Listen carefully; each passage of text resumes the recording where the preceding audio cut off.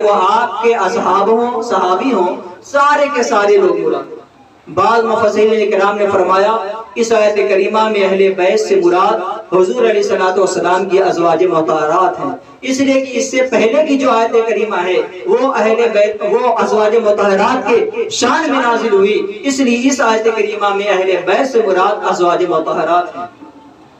لیکن جمہور مفسرین فرماتے ہیں اس آیت کریمہ میں اہل بیت سے مراد پنجتن پاک ہیں، یعنی حضور علیہ الصلوۃ والسلام ہیں، حضرت علی کرم اللہ وجہ کریم ہے، حضرت خاتون جنت فاطمہ الزہرا ہیں، اور حضرت امام حسن اور حضرت امام حسین ہیں۔ اس کی سب سے بڑی دلیل یہ ہے جس دن یہ آیت کریمہ نازل ہوئی اس دن سے لگاتار 30-40 دن تک مسلسل اللہ کے نبی صلی اللہ علیہ وسلم جب بھی فجر کی نماز کی ادائیگی کے لیے مسجد نبی میں تشریف لے جاتے تو حضرت خاتون جنت کے مکان کے دروازے پر کھڑے ہو جاتے اور فرماتے یا اہل بیت الصلاۃ، اہل بیت نبوت نماز کے لیے بیدار ہو جاؤ، اور پھر اس کے بعد یہی آیت کریمہ تلاوت فرماتے انما یرید اللہ لیذھب عنکم الرجس اہل البیت ویطہرکم تطہیرا۔ اے نبی کے گھرانے والو، اللہ رب العزت تو یہی چاہتا ہے تم سے ہر قسم کی گندگی کو دور کر دے اور تمہیں خوب صاف اور ستھرا بنا دے۔ اور دوسری دلیل یہ ہے کہ حضرت ام سلمہ رضی اللہ تعالی عنہا ارشاد فرماتی ہیں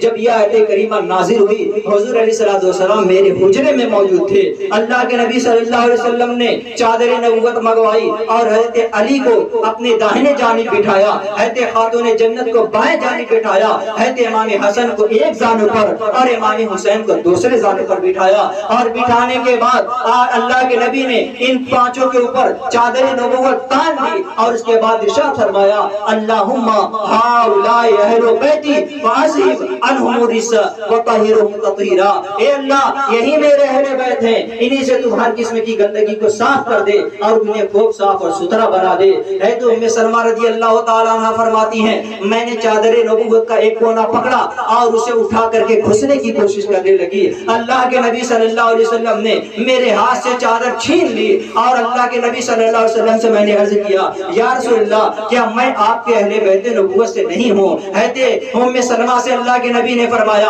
انک من ازواج النبی صلی اللہ علیہ وسلم علی خیر، تو حضور علیہ الصلوۃ والسلام کی ازواج مطہرات میں سے ہے تو خیر اور بھلائی پر ہے، لیکن میرے اہل بیت سے نہیں ہے۔ اس سے معلوم ہوا اہل بیت سے مراد یہی پنجتن پاک ہیں جس میں حضرت علی بھی شامل ہے، حضرت امام حسن اور حضرت امام حسین بھی شامل ہیں۔ اور اس کو دوسرے پہلو پر بھی غور کرو کہ جس وقت نجران کے عیسائی حضور علیہ الصلوۃ والسلام کی بارگاہ میں حضرت عیسیٰ علیہ السلام کے تعلق سے مناظرہ اور مباحثہ کرنے کے لیے تشریف لائے،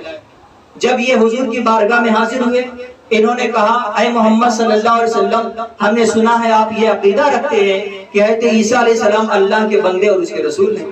حضور علیہ الصلوۃ والسلام نے فرمایا حق ہے، حضرت عیسیٰ علیہ السلام تو اللہ کے بندے ہیں اور اس کے رسول ہیں۔ انہوں نے کہا یہ کیسے ہو سکتا ہے کوئی بیٹا بغیر باپ کے پیدا ہو جائے؟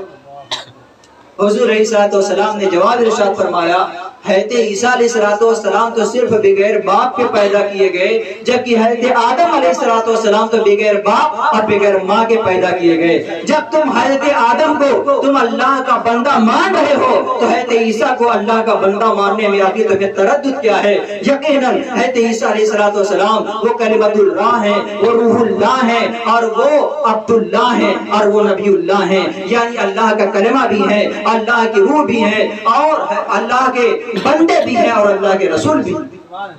لیکن نجران کے عیسائی مسلسل جھگڑا کرتے رہے حضور کی بارگاہ میں، مسلسل مباحثہ کرتے رہے، اتنے میں اللہ رب العزت نے جبریل امین کو بھیجا اے جبریل جاؤ اور میرے محبوب سے کہہ دو ان عیسائیوں کو مباحثے کی دعوت دے دیں، اور یہ آیت کریمہ پڑھ کر کے سنا دو فمن حاجک فیہ من بعد ما جاءک من العلم فقل تعالوا ندعو ابناءنا وابناءکم ونساءنا ونساءکم وانفسنا وانفسکم ثم نبتہل فنجعل لعنۃ اللہ علی الکاذبین۔ اے محبوب آپ انہیں مباحثے کی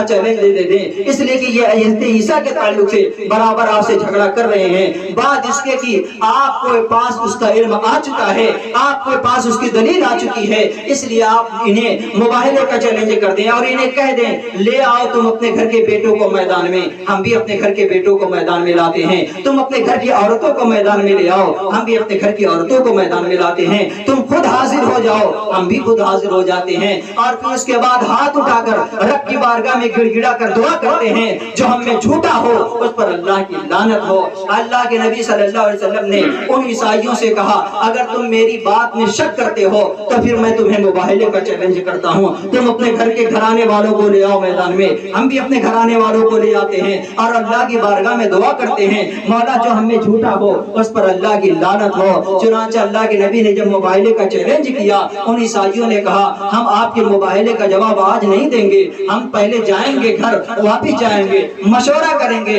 اور کل اس کا جواب ہم دے دیں گے۔ چنانچہ یہ لوگ واپس پہنچے اور گیزا گھر میں گئے، دنیا کے سب سے بڑے پادری کے پاس پہنچے اور انہوں نے کہا کہ اے عبد المسیح، اللہ کے نبی محمد صلی اللہ علیہ وسلم نے ہمیں مباہلے کا چیلنج کیا ہے، تمہاری کیا رائے ہے؟ دنیا کا سب سے بڑا پادری پکار اٹھا، اللہ کی قسم تم اچھی طرح جانتے ہو کہ محمد رسول اللہ صلی اللہ علیہ وسلم اللہ کے بھیجے گئے رسول اور نبی ہیں، وہ خاتم المرسلین ہیں، وہ جیسے سید الانبیاء ہیں، اگر ان سے تم مباہلہ کرو گے تو یاد رکھنا پوری روئے زمین سے پھر عیسائیت کا خاتمہ ہو جائے گا، تم جلا کر خاکستر کر دیے جاؤ گے، سور اور بندر بنا دیے جاؤ گے، اس لیے بھلا اسی میں ہے، جاؤ اور اللہ کے نبی سے کہہ دو ہمیں مباہلے کا چیلنج قبول نہیں ہے۔ چنانچہ وہ دوسرے دن اس دنیا کے سب سے بڑے پادری کو بھی ساتھ لیتے ہیں اور حضور کے کاشانے پہ حاضری دیتے ہیں تاکہ وہ کہہ سکے اے اللہ کے نبی ہمیں مباہلے کا چیلنج منظور نہیں۔